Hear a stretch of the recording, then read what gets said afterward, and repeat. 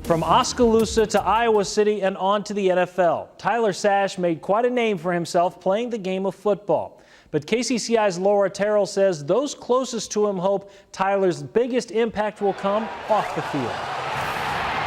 Known for his incredible interceptions and his punishing hits, Tyler Sash became one of the most exciting Hawkeye playmakers of the Kirk Ferentz era. Bend but don't break, and we came out and we got the win. From an early age, his natural athletic ability was obvious. Our two older kids were really athletic, and so when he came along, we expected he'd be athletic, but he was like a step above. Growing up in Oskaloosa, Sash started playing football in the 5th grade. By the time he got to high school, Sash was making headlines, an all-state player in both basketball and football. Just decked him straight into the official on the sideline. But most Iowans know Sash as number 9, an all Big Ten strong safety who never shied away from contact. Sash left Iowa after his junior season and was picked by the New York Giants in the 6th round of the 2011 NFL Draft.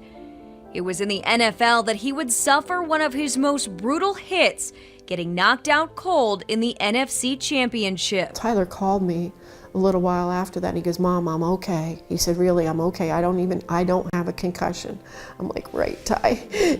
And they're in denial because next game is the Super Bowl. 2 weeks later, Sash became a Super Bowl champion and returned to his hometown as a hero, even receiving the key to the city of Oskaloosa. Definitely going to be put on the top shelf. But in 2013, Sash's NFL career came to an end. He was suspended for 4 games after testing positive for Adderall. The Giants then cut him from the team right before he would have started his 3rd season in the NFL. He was always so kind and good and sweet and loving. But those closest to Sash noticed a change. He became aggressive and angry and couldn't explain why. One day he lashed out at his mother on their way to the doctor, a story Barney Sash hasn't told until now. He started screaming at me and swearing at me, and he never swore at me. He didn't hardly ever swear. And I went home and it was devastating. And then later that day, that evening, he texted me and he said, "Mom, I am so sorry." He said, "I don't know why I did that." He often seemed confused, forgetful, and disoriented. In all honesty, I just thought it was the pain medication. I just thought that is what changed my son, was the pain medication. Sash was still taking painkillers for chronic shoulder pain.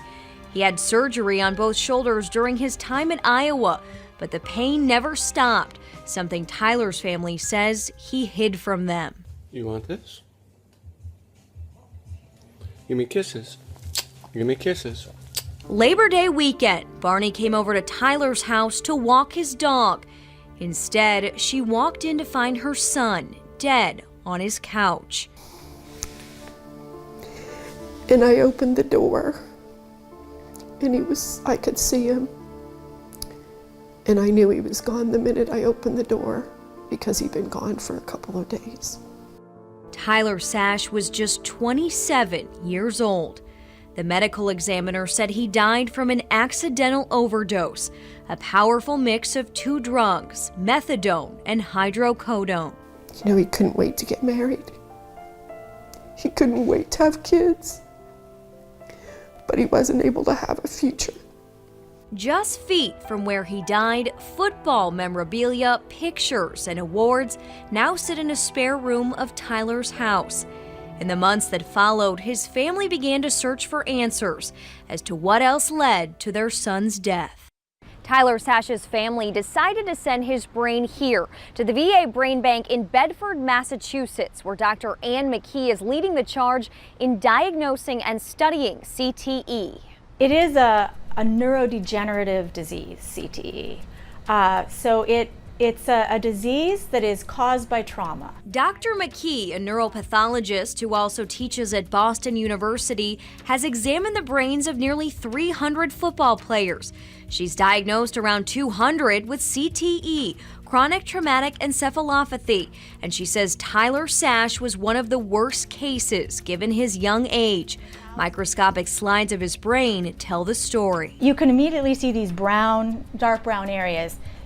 You should not be able to see that at all. And the fact that you can see it with the naked eye without even a microscope is because the lesion is so dense. Sash's largest lesion was on his frontal lobe, the part of the brain that controls cognitive functions like emotion, memory, and judgment. You look at the lesion and you just wonder what was that like for him? How, to live with that in his brain. What was that like? Sash's family had no idea it was that bad. Even though we sent his brain in, we really didn't expect that. CTE is caused by repeated trauma to the brain over a period of time.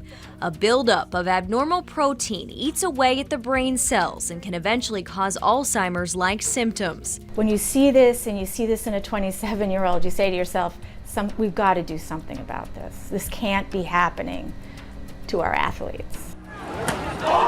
Dr. McKee says it doesn't have to be concussions. CTE can be caused by what she calls the smaller, subconcussive hits. Some athletes endure hundreds, even thousands over their career. I think if you play football long enough, your chance of getting this is very high. CTE can only be diagnosed after death, but many former NFL players say they've experienced memory loss, and that makes them worry about the long-term health effects of the sport. Repetitive head trauma chokes the brain. As shown in the movie Concussion, some players have even committed suicide in a way that preserves their brain so it can be studied by scientists like Dr. McKee. It looks really like there's been a lot of shrinkage.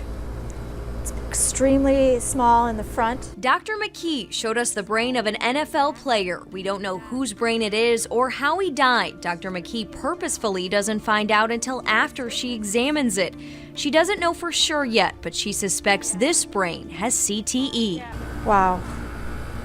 So this is a really small brain. You can see the hole. You see that hole right there? That's an abnormal hole. It shouldn't be there. Half the brain will be dissected and studied under a microscope.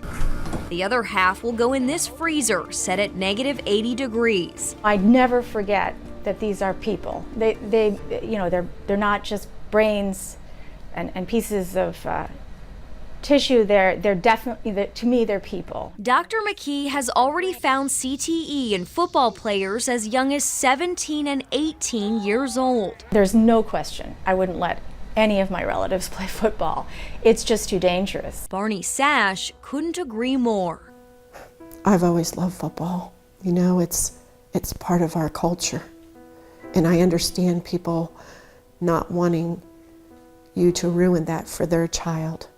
But I've come to a point that I'm sorry, but I care more about your child as a person than a football player and the fact that they could have a future, because my son didn't have a future. Dr. McKee is still studying the prevalence of the disease. It's unclear what percentage of football players will actually develop CTE, but she knows the percentage is high. This can't be rare. It's got to be common, and I think we're at the point where we really have to address this as a public health concern for our young student athletes. And you see a world where someday down the road that your research will help reverse the effects of this? Yeah, that's the whole point. The whole point of this is to have kids play sports and have them play safely. While it's too late for Tyler Sash, Barney hopes that with all this research, someday someone else's son can be saved. For all of those other young men, I still hope that they can find something to help them so that they can live a full life. Dr. McKee wants all football players to have a future as well, and some things that she wants to change to make the game safer. She wants the field to be bigger, she wants the season to be shorter, and she wants to take the tackling out of football.